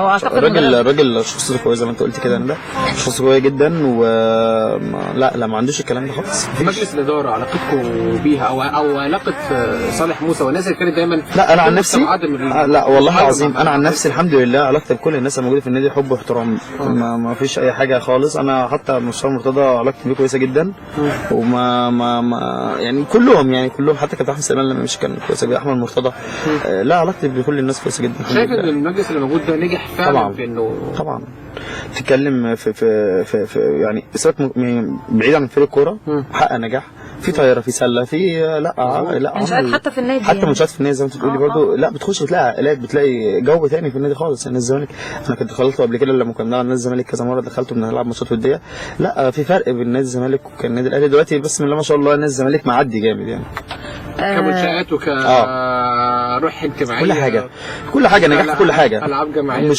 مش كوره بس يعني كل حاجه بصراحه. فهم يشكروا طبعا، ولازم يعني ياخدوا اشاده طبعا باللي هم عاملينه دوت، الانجازات اللي هم عاملينها دي طبعا. طب خلينا نرجع برضو لحته فيريرا. ناس كتير جدا من الجمهور في وقت من الاوقات بيهاجم فيريرا بانه الراجل بيلعب بخطه فيها تحفظ شديد. ناس تانية يعني في ناس ترجع طبعا السبب ده ان الراجل جه اتفرض عليه لعيبه معينه، هي دي الامكانيات، ما عملش فتره اعداد. شايف ان لسه فيريرا بيكتشف بعض اللعيبه لحد دلوقتي؟ لا طبعا هو سيستم، لا طبعا هو كل مدرب وكل زي ما بنقول بلد يعني كل شيخ له طريقه يعني. فهو مستر فيريرا طريقه لعبه وطريقه تدريبه هو السيستم اللي هو دوت. طبعا لازم تكون متحفظ طبعا، خاصه في فرق اللي بيلعبها هو ما يعرفهاش او ما شافهاش، غير الدوري الاوروبي طبعا، غير الدوريات الثانيه معروفه كل الفرق اللي بتلعبها. فطبعا هنا عندنا في فرق بتلعبها ما يعرفهاش، مثلا زي فرقه الاسيوطي مع احترامي ليها ما يعرفهاش. فطبعا لازم طبعا يبقى مأمن كل القصه كلها. لكن انا شفت كل طرقه ناجحه يعني، احنا بدليل ان احنا بنكسب وماشيين كويس. فاكيد طبعا طالما هو محافظ على سيستم اللعب، وبعدين هو ليه طريقه كان بيحافظها لنا، فما ينفعش اللي هو يغير كل شويه، بس هو لعيب او طريقه. يعني تعالى نيجي بقى لحته مؤلمه شويه ماتشات كده. ماتش الاهلي، عايزين نسالكم ماتش الاهلي تحديدا يعني خساره ماتش الاهلي كانت غير خساره ماتش امبي. احنا خسرنا 3 ماتشات اهلي ومقصه بس كنت موجود. لا بس كنت موجود في اوضه اللبس. بس انا هو طبعا ماتش الاهلي انا مش هتكلم طبعا في الكلام اللي هو انا اتقال دوت انا ما، لكن هو فعلا اليوم ده غريب جدا، غريب جدا على الزمالكاويه، غريب علينا جدا يعني بصراحه يعني. لكن احنا كنا ما جيناش الماتش اصلا كلنا، فدي حاجه غريبه جدا. ممكن نبقى نلعب ونبقى وحشين 1 2 3 4 يبقى وحشين، بس واحد يبقى كويس. احنا كلنا طبعا ما كنا وحشين. طبعا في اوضه اللبس في حاجات غريبه جدا حصلت، ايمن حيث نغمى عليه كذا مره. في مشاكل كتير حصلت في اوضه اللبس غير ما اول مره تحصل في حياتنا. اول مره تحصل خالد قمر عمر اول ما طلع بره القايمه بطريقه غريبه، ما تفهمش، حاجات غريبه جدا حصلت. الاجواء نفسها مش بتاعتنا، مش بتاعت كل ماتش، في حاجه مش طبيعيه معانا. صالح في حد اجتمع بيكم قبل الماتش ده؟ والله طبعا في ناس، لا في مسؤولين في نادي الزمالك اجتمعوا بينا من بره. لا طبعا مسؤولين في الدوله مثلا. بص انا ما اعرفش صراحه مسؤولين في الدوله، بس انا ما كنتش معاهم في المعسكر، انا جيت لهم يوم الماتش لان كان في تمرين هنا، ولكن ما اعرفش اللي فيه مسؤولين ولا لا. لكن هو اليوم ده غريب بالنسبه لنا. بس انا اقول لك حاجه، انا حتى كنت قاعد انا وعمر فوق وخالد، احنا كنا متفاجئين طبعا فرقتنا كلها بالناس اللي بره، بالجهاز، باللعيبه اللي بره، بالجمهور اللي بره بتاعنا، باللعيبه احنا كمان بره. حتى المدير الفني ما اتحركش يعني. انا كنت مستغربه ان هو نفسه ما اتنقلش. حاجه غريبه. بس عايز اقول لك حاجه، انا قلت لعمر والله العظيم ده خير لينا، اللي احنا ممكن ما نفرحش بس هنفرح على ايديهم برضه. الكاس جنة، الدوري جنة في الدوري جنة على ايديهم برضه، في الفندق والدوري جنة على ايديهم. تاني يوم يعني تاني ماتش اخدنا الناس هجمتنا يومين، لكن بعد كده احنا كنا عندنا عزيمه اللي احنا كنا نخلص برضه، كنا عندنا ثقه في نفسينا، فالحمد لله بعدها بيومين الدوري جنة احنا يعني. الزمالك لاول مره حتى انه يخسر ويرجع بعد طبعا. الخساره دايما بفوز قوي يعني حتى خسر في ماتش المقصه رجع اورلاندو. ايوه يعني بعد ما كان متاخر واحد، دايما كان الزمالك يعني زي ما بيقولوا نفس شوط واحد وانتهت، فانت بتجيب الجون في اخر دقائق في اخر ثواني. برضو خساره ماتش امبي اعتقد في الدور الاولاني، كان بعدها ماتش الاهلي التعادل. وفي ناس برضو اللي قاطع كلامك، في ناس بقى بعد الماتش ده تقول لك احنا يعني الواحد مش عايز يتكلم على حد، بس ايه قاعد يقول لك اللي احنا اهم حاجه عندنا نكسب ماتش الزمالك، نكسب الزمالك مش عارف ايه والكلام ده كله. لا طبعا نكسبونا على طول، بس اهم حاجه ناخد بطولات يعني. انت شايف ان الفرق فرحه الاهلاويه كان مبالغ فيها؟ طبعا احنا عامه كلاعيبه احنا جايين، انا بمضي في نادي الزمالك برضه عشان خاطر بطوله، مش خاطر ماتش معين او حاجه، لكن اهم حاجه برضه البطولات يعني رقم واحد بطولات. يعني ما ده اللي كان بيعمله النادي الاهلي الفترات اللي فاتت، واللي هو ما عرفش يعمله معانا السنه دي ولا ان شاء الله السنين الجايه. فالامور هتبقى مختلفه جدا، هيلاقوا حد قوي جدا معاهم يعني، مش اي حد يعني. شايف ان فرحه الاهلاويه كان مبالغ فيها ليه؟ كان مبالغ فيها. ده حاجه بقى فرحتنا ليه بقى؟ كنا عارفه يعني. لا عارف ليه؟ فرحتني يعني. عارف ليه؟ لان هو من جواه بعيدا عن البطل، لان هو من جواه مقتنع ان كل اللعيبه انا كسبت فرقه قويه بعيدا عن ان هو البطل، ده انا كسبت فرقه قويه. انا عارف، انا يمكن شفت ماتشات اهلي وزمالك كتير جدا، اول مره اشوفهم فرحانين اللي هم كسبوا الزمالك الماتش ده. عايز اقول لك حاجه ان كمان انا كنت في الاستاد يعني بروح ماتشات اهلي والزمالك، بنشوفهم بيفرحوا بتعادلهم مع الزمالك. وكان واضح جدا الدور الاولاني. طبعا السنه دي هم كانوا خايفين منها جدا يعني. ايوه طبعا فاكر ماتش بركات طبعا. لسه بتفرج عليه. النادي الاهلي بهدف التعادل هم تعادلوا مع شفت لسه بتفرج عليه وانا قبل ما اجي. صالح مختلف شويه خاصه من جمهور نادي الزمالك، من جمهور النادي الاهلي قبل ما يكون من لعيبه النادي الاهلي. ان انت عارف انت ايه متعود على البطوله كل سنه، ولما تيجي عارف عامل زي الطفل الصغير لما دايما انت ايه يعني عمال تجيب له في لعب مره واحده جبت السنه اللي فاتت وجبت لاخوه الصغير فمحروق. ايه المشكله؟ ما انا عندي لعب كتير. طب اخوك الصغير هات له لعبه، طب اي حاجه لا ايه المشكله؟ ويجي مثلا اللعبه الصغيره اتكسرت اهو بص شفت انا اتكسرت اهي ارحم فيك. فده اللي حصل معاه زي يعني عارف زي ما قلت لك قصر ديل و مش هقول ايه يعني حقد. طبعا يعني عشان انت خدت البطوله وانا كسبت البطل يعني فده اللي حصل. نادي الزمالك نادي كبير يعني، وجمهوره جمهور كبير يعني، فاستحق اكتر من كده بصراحه. صالح اصعب اللحظات اللي عدت عليكم في طول الدوري امتى بقى؟ طول الدوري صعب علينا الصراحه. لا انت كده يعني 11 شهر طبعا احنا دوري اطول دوري في العالم. وكمان انت بقى لما كنت تحت ضغط بقى اللي انت مطالب منك انك تكسب بس، ومطالب منك تفرح ملايين، ومطالب منك حاجات كتير جدا. والتعادل بالنسبه لك بتاع مخسره للجمهور. مفيش تعادل. بتتكلم في ايه؟ مفيش تعادل. فمفيش القصه دي خالص، فصعبه امورها جدا. اكيد في ماتشات حسيتوا فيها ان السجاده بتتسحب. احنا بصي هقول لا احنا الحمد لله طول السنه دي يعني مركزين. مفيش قصه الماتشات. احنا ممكن ايه نخسر ماتش بعد ماتش مكسر مثلا زي ما قلت، لمينا نفسنا بسرعه عشان لا احنا ما وقعناش ماتش، لان احنا برضو عاملين حساب لكل فرقه يعني. مش هقول لك الاهلي او الاسماعيلي، لا عاملين لكل فرقه الدوري عاملين حساب يعني، فمحترميننا جدا. فالحمد لله اللي احنا مركزين ان احنا ناخد كل ماتش بماتش. بين الماتش دوت كسبنا خسرنا بنقفل عليه ونفكر في اللي بعده. كنت موجود يوم الاحتفالات بتاعه نادي الزمالك؟ طبعا. شفت الجمهور؟ ما هو ده دي مفاجاه يعني. احنا قعدنا محبوسين فوق بسبب انا كنت موجوده. الجمهور كان لا انا اول مره في حياتي حتى مش هقول لك اشوف، لا اتفرج على كميه ناس زي الجمهور. اللعيبه كانت ماشيه بقوه الدفع بجد. عارفه هم ما عرفوش ينظموا او المكان كان صغير. لا هم ما توقعوش كميه الناس كلها. هم ما توقعوش كميه الناس، ما توقعوش كميه الزملكاويه دي. لا وتخيل بقى دول اللي موجودين غير اللي في البيوت وغير في البلاد. 80% منهم اصلا من خارج القاهره. انا عن نفسي ما انا بقول لك انا ناس من بلد السويس، والله انا ناس من السويس كلمتني الصبح. كنت انا كان المفروض رايحين تمرين على فكره. كنا اتمرن في المدرج عادي. كان صحيت الساعه 1 كده لقيت ناس بتكلمني من السويس بيقولوا لي انت فين يا كابتن صالح؟ وناس فين زمايلي كمان في البيت. والله انتوا فين يا جماعه؟ احنا في النادي. الساعه كام؟ الساعه 12 الصبح من السويس. ما معظم الناس اللي كانت جايه من السفر كله حصل كده. انا اتفاجئت ان هو في حب كده. صالح ايه المكالمه اللي انت ما توقعتهاش طول الموسم؟ او اللي انت ما توقعتهاش ان المكالمه جات لك ما توقعتهاش طول الموسم اتفاجئت بيها يعني ان حد بيكلمك بيقول لك مثلا بيهنيك على انضمام نادي الزمالك على مباراه اديتها كويسه شخصيه. في مكالمه جات لي في يناير كابتن حسام يناير اللي فات يوم 25/12 جات لي. انا كنت خلاص رايح المقاولين. كنت رايح المقاولين على 6 شهور في يناير عشان العب. فهو كلمني وقال لي ما تمشيش من الزمالك، مش هينفع تمشي من الزمالك. والله ليه بقى؟ هو اللي غير في وجهه نظر. ما قال لي انا طبعا بحترمه جدا وبحبه جدا. قال لي انت لازم تبقى موجود والناس عايزاك، وكلموني عشان اكلمك اقنعك ان انت تبقى موجود وتقعد وتكمل لحد اخر الموسم. قلت له طب هو اللي طلبك؟ طبعا هو اللي جايبني. فدي يعني يعني اكبر مكالمه يعني اثرت فيها شويه، وفعلا خدت القرار كده بتاعه. استمريت فيه. كملت. صالح حسيته ايه بعد كارثه الدفاع الجوي؟ حسيته بايه؟ الدوري هيكمل مش هيكمل؟ هيتلغي؟ موسم بيضيع من ايديك؟ لا احنا حسينا لا حسينا بالمسؤوليه اكتر. يعني حسينا بالمسؤوليه اكتر كمان، وحسينا بالعزيمه اللي احنا ناخد الدوري اكتر.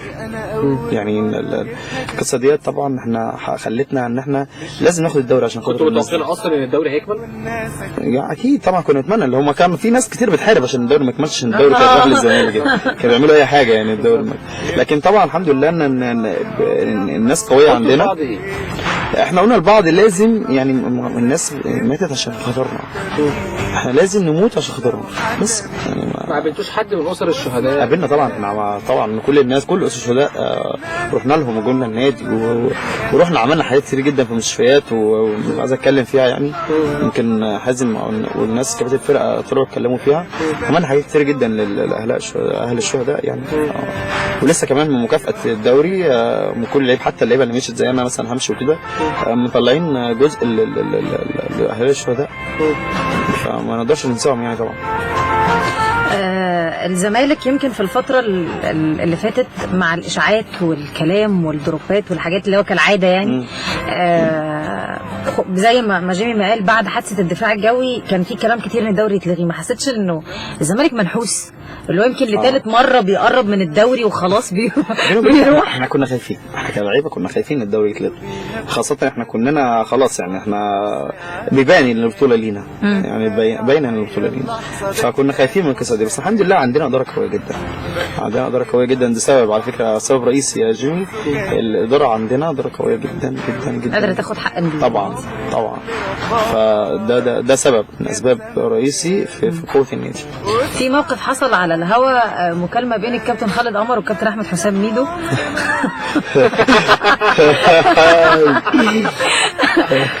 ونبوءته فعلا اتحققت. طبعا قال له طالما قال لك كده يبقى انت ماشي. فعلا صح. انت امبراطور الملعب، وقال لي الكابتن حسام حسن انت رئيس جمهورية الملعب. قال لك ايه يا صالح؟ قال لي انت الجوكر بتاعي. والله العظيم قال لي انت الجوكر مشيت. يعني بعد كده كل لعيب يتقال له اشاده يجهز شنطته على طول. وراح برضه حد تانية برضه من فترة كده بدون ذكر اسماء، قال لك طالما بتشاور على العلم الشعار بتاع زكريا بس. لا وفاكر واقول لك فاكر رزاق. لا محمد شعبان. لا فاكر رزاق. انا قلت محمد شعبان بالسلامة بقى يا كابتن. رزاق حتى اللي هو المهاجم الافريقي اللي كان موجود. رزاق انا فاكره كان ليه ماتش بس انا مش فاكره كنا بنلعب العصر وجاب جون وراح قاعد عامل اشاره الفارس اللي على مفيش ما كملش بعد 3 ماتشات فجاه رزاق اختفى من على الساحه. طيب لا خلاص اتعلمت انا مش هعمل اي حاجه تاني. اوعى تبص. لا خلاص لسه يا جماعه مكملين معاكم القعده الحلوه دي والله. يمكن صالح تاني برضه نفس الكلام اللي قلته ساعه حماده طلبه. صالح واحنا طالعين يا جماعه من تحت هو بيقول لي يا زين احنا هنقعد ساعتين. بيقول لي احنا هنقعد قد ايه؟ قلت له يا صالح هنقعد ساعتين. قال لي لا تعالى بس قبل ما نطلع نتفق دلوقتي. قلت له يا حبيبي تعالى اسمع بس الكلام. قال لي لا والله انا عندي ومش عندي. تعالى يا صالح بس نطلع ونشوف الكلام. انت بتيجي بمزاجك وبتمشي بمزاجك برضه. بتخدروا هنا يا جماعه عشان نفس الكلام والله يا جماعه. وبعدين جابوا لي هنا حاجات برضه صعبه قوي شربتها فخليت لي ما كنتش قادر. نفس الكلام اللي قاله حماده طلبه قاله صالح. قلت له يا صالح حماده لما جه قال نفس الكلام. قال لي لا حماده كابتن مدحت عبد الهادي. لا وكابتن مدحت عبد الهادي كمان يعني للحظ السيء، حظ انا السيء انه كان في اليوم ده اللي هو كان يوم قبل افتتاح القناه بيوم والدنيا زحمه جدا. انا فضلت مثلا في الطريق 3 ساعات ونص. تخيل بقى اللي هو الكابتن مدحت قلب الاسد اول مره اقابله. طبعا وصل تحت قلت له هبعت لحضرتك حد يعني يقابل حضرتك. مفيش دقيقتين لقيته كلمني بقى ومتعصب وبتاع. فكلمت زمايلي ثم الاسد فك. خلاص هياكل الدنيا. انا اول ما جيت داخله كنت يعني انا فعلا تقريبا عيطت يعني. انا دمعت كده قلت بس كده الحلقه شكرا. الحلقه باظت. وبعدين جه دخل الاستوديو حصل عطل فني. هو ساعتين خلصوا؟ لا لسه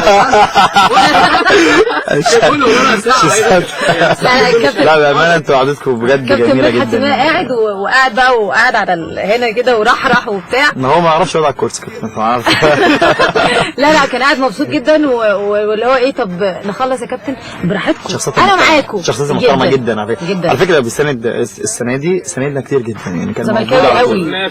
كان موجود لا كان موجود تمرينات كان موجود ماتشات وديه كان موجود على طول في النادي الزمالك بصراحه. كان بيتكلم معايا انا اكتر من الناس كنت بلعبش انا واسلام جمال او دودار كان بيتكلم معانا جامد يعني اللي هم الحته اللي هو اللعيبه بتاعت حتته. ايوه كان بيتكلم معانا جامد. صالح تسمع ايه؟ محمد طه والنبي. استني بس والنبي محمد طه والله تفرح بيها. انت اسمك صالح؟ محمد طه برضه حلو. محمد طه لا محمد طه والله لو سمعت الموال ده حلو. طب مجهزها هتسمع ايه؟ طب ما تجيب لنا بقى اللي انا قلت لك عليها كويس. احمد طارق. احمد طارق؟ اهي شغاله بس شغاله بقى وعليها يعني. نسمعها طب هنطلع بعدين محمد طه. فكرة الاغنيه دي اللي حببني فيها عمر جابر قوي. عمر جابر حببني في الاغنيه دي جدا يعني كان بيكلمني عليها قبل ما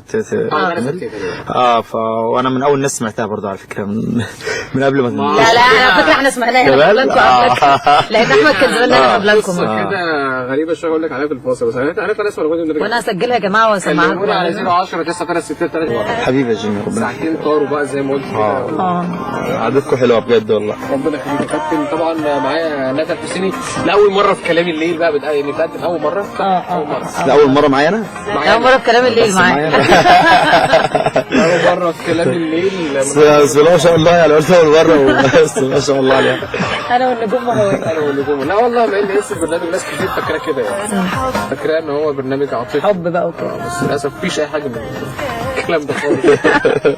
صالح هتحب تقول ايه لجمهور نادي الزمالك والناس اللي كلها اديك شايف مشاعر الحب اللي موجوده والناس كلها بتشكر والناس كلها داخله بتقول لك شكرا على الفتره اللي انت قضيتها وعلى دموعك الغاليه ومع انك ما شاركتش مع معظم الناس دي.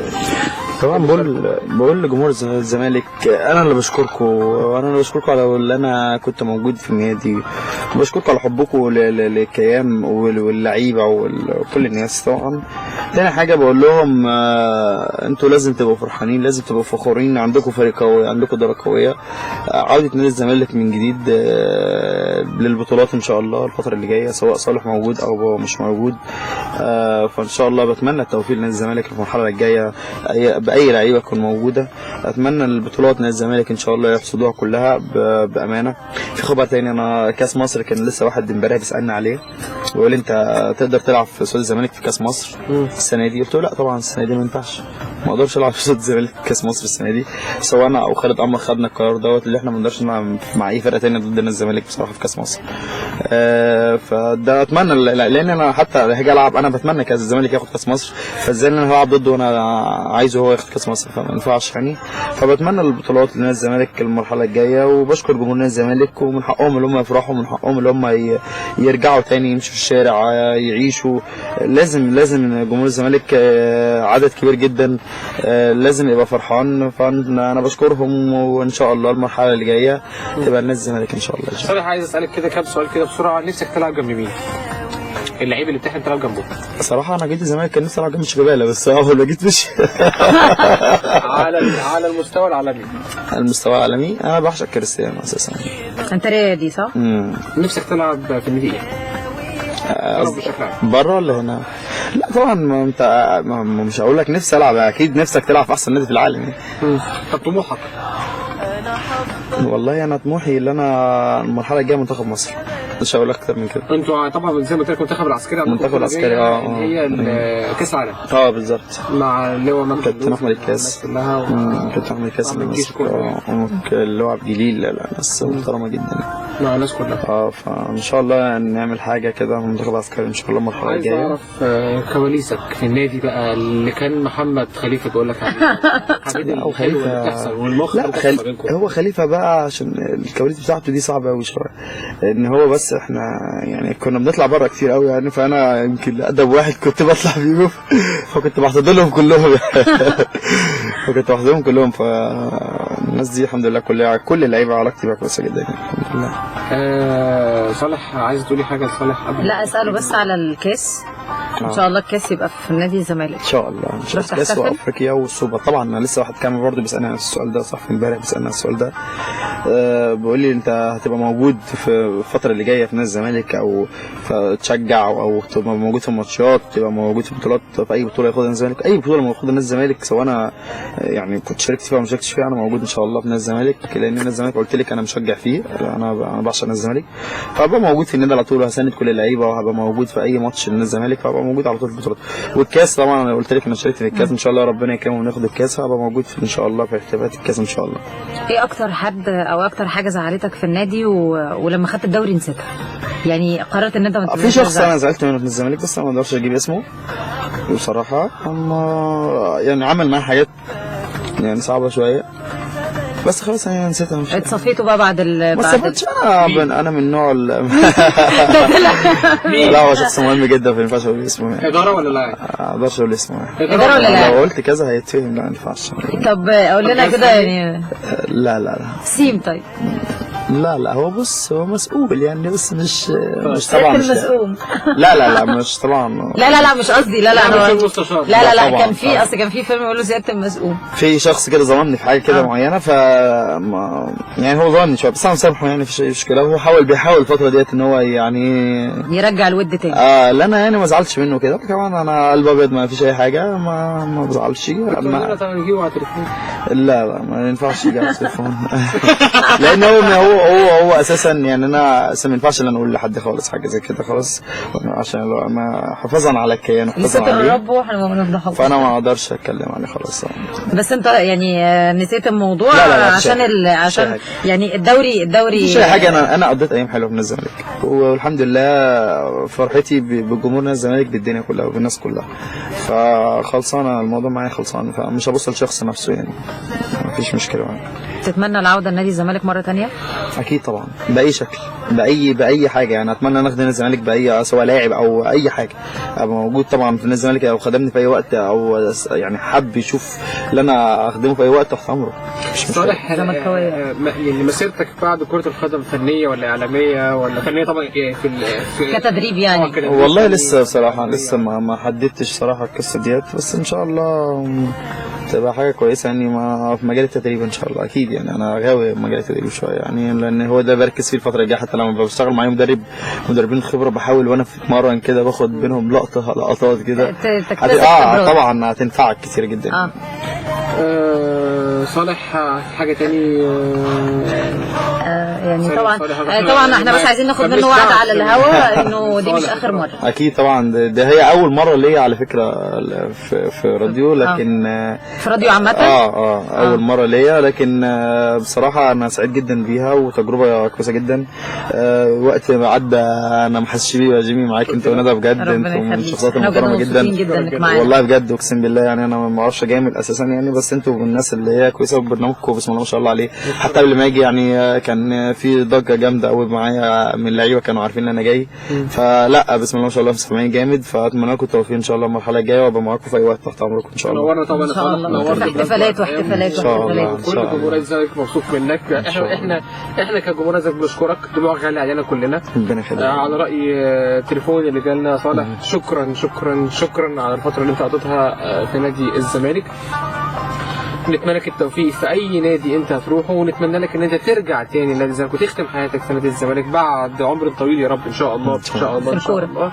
صالح موسى لاعب نادي الزمالك، بشكرك جدا على حضورك معنا في الدنكر. شكرا جيمي، شكرا ندى، ربنا يخليك، وبشكر كل الناس اللي سمعتنا، وربنا يا رب يكرم الزمالك المرحله اللي جايه ان شاء الله يا رب، ومبروك للزمالك ان شاء الله. قبل ما اختم الحلقه وقبل ما اقول لكم مع السلامه، بالنسبه للشناوي هو في يعني اخبار بتتداول، ما حدش طبعا عارف يعني، ما بينساش حاجه ولا حد عارف اصل ناس كتير جدا بتسال على الفيس حاجه. يعني في معلومات ان الشناوي متواجد حاليا في انجلترا في فتره تدريب مع ساوثهامبتون، مع حراسه المرمى هناك، وهيرجع بعد بكره. الشناوي قافل وبيقضي كمان اجازه مع اسرته. هو المفروض يعني هو ده اللي انا اعرفه، بيسال انه بيقضي فتره اجازه مع اسرته، ولكن هو يعني متواجد مع فريق ساوثهامبتون الانجليزي. افكركم بس ان الشناوي عنده مش ثغره، بس عنده بند في عقده بيتيح ليه الانتقال لاي نادي بشرط دفع الشرط الجزائي اللي هو 1.5 مليون يورو وكان في بند موجود في العقد بتاعه بيقول ان في حاله انتقال الشناوي لاي نادي اوروبي يحق للنادي المصري الحصول على 25% من قيمه الشرط الجزائي او قيمه العقد. يعني الشناوي لو راح هيدفع فيه 2 مليون يورو، 1.5 مليون للزمالك ونص مليون لفريق المصري. ده في حالة صحة الكلام وفي حالة انتقال الشناوي لأي نادي أوروبي. الشناوي دلوقتي موجود في إنجلترا. أتمنى إنها تكون أجازة عائلية وأجازة يعني بيقضي الأسبوع الأجازة لو خده من الجهاز الفني نادي الزمالك طبعا، بس يعني بسبب عدم سفره مع الفريق بسبب المشكله اللي حصلت مع فريق ليوبار واللاعب اللي كان اتصاب وبعض الناس بتقول ان هو السبب فيه. طبعا هو الكلام ده غير صحيح، ولكن هو الراجل سافر انجلترا. نتمنى انها تكون اجازه عائليه وليس شيء اخر. بعض المعلومات بتقول ان الشناوي بيتمرن مع فريق ساوثهامبتون هناك، وقلنا طبعا موضوع الشرط الجزائي. انا بشكرك جدا يا ندى. ربنا يخليك، انا مبسوطه جدا انك خليتني ابقى موجوده في كلام الليل. بشكر تاني صالح موسى. شكرا. بشكر كل الناس اللي كانت قاعده متابعانا، واقول لكم استنوا مفاجآت كتير جدا في كلام الليل، وخاصه او بشكل عام على بلانكو اف ام. لسه طبعا مستمرين بالاحتفال بلاعيبه نادي الزمالك سواء كان الحاليين او اللي رحلوا عن نادي الزمالك. استنونا يوم الخميس ان شاء الله باذن الله في كلام الليل. كنت معاكم جيمي وادم حسيني. بشكركم جدا واقول لكم الى اللقاء. تصبحوا على خير.